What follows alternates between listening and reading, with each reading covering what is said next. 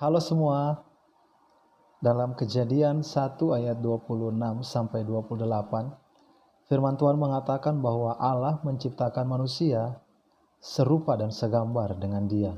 Dan di Kejadian pasal 2 ayat 7, firman Tuhan mengatakan bahwa ketika itulah Tuhan Allah membentuk manusia itu dari debu tanah dan menghembuskan nafas hidup ke dalam hidungnya. Demikianlah manusia itu menjadi makhluk yang hidup. Firman Tuhan ini menyadarkan kita kembali bahwa kita ini adalah ciptaan Allah yang berasal dari debu dan tanah. Dan Allah menghembuskan nafas ke dalam hidung agar manusia itu menjadi seorang makhluk hidup. Hari ini tidak ada yang bisa kita andalkan dan kita banggakan sebagai manusia. Banyak orang yang kadangkala waktu mereka sudah punya jabatan, mereka punya kekayaan, mereka merasa diri mereka lebih pintar dari orang lain. Mereka merasa mereka memiliki keterampilan yang lebih banyak dari orang lain. Mereka merasa bahwa diri mereka lebih tampan. Mereka merasa diri mereka lebih cantik. Diri mereka merasa bahwa diri mereka lebih hebat.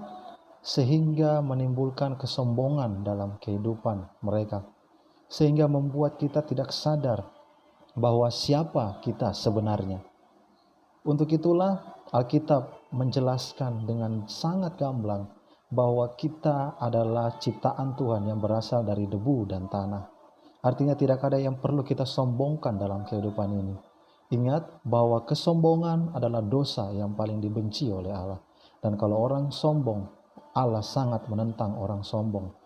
Dan untuk itu, kekasih Tuhan, pagi hari ini sama-sama kita belajar supaya kita belajar menjaga hati dan hidup kita, agar kita tetap jadi orang yang rendah hati, agar kita menjadi orang yang betul-betul mengerti posisi kita, bahwa kita ini adalah orang-orang manusia yang diciptakan serupa dan segambar dengan Allah, yang dibentuk dari debu dan tanah.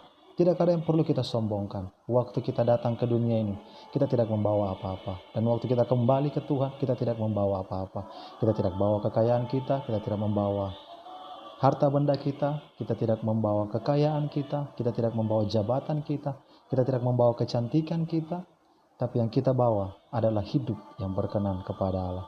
Untuk itu kalau hari ini Bapak Ibu merasa bahwa diri kita sudah mulai jauh dari Tuhan, kita merasa bahwa hidup kita ini mulai sombong, kita merasa diri kita ini mulai hebat dari orang lain, dan kita meremehkan orang lain, mari kita bertobat, mari kita kembali kepada Tuhan. Karena ingat, kita dibentuk dari debu dan tanah.